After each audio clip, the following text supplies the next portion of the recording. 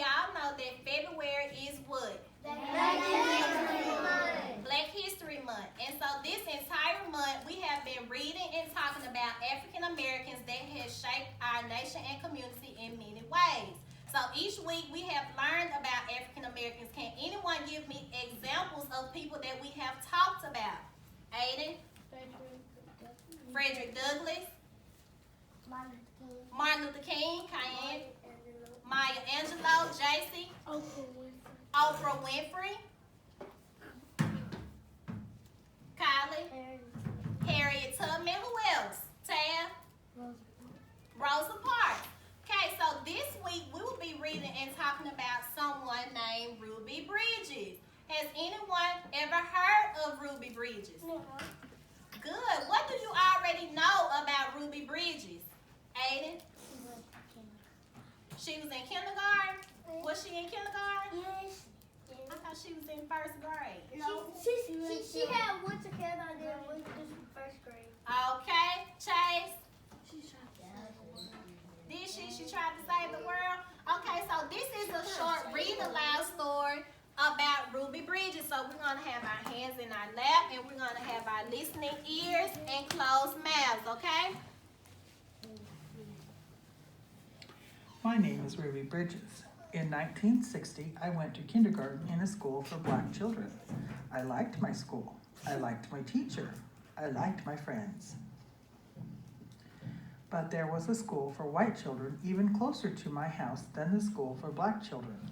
It was the William Frantz Elementary School. The government said Ruby Bridges should be allowed to go to the William Frantz School. In 1961, I was in first grade. My mother took me to the Frantz School. Marshals came with us to make sure that we were safe. Okay, so she was Ruby Bridges, and what happened?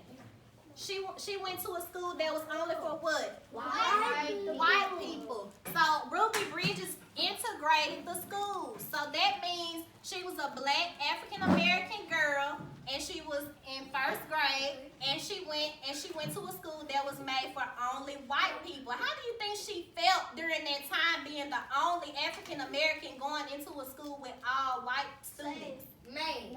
She felt mad, sad, scared. She had all these different emotions, but her parents kept encouraging her and kept motivating her to get up and go to school every day because she was very smart and she didn't want anyone to take her education from her.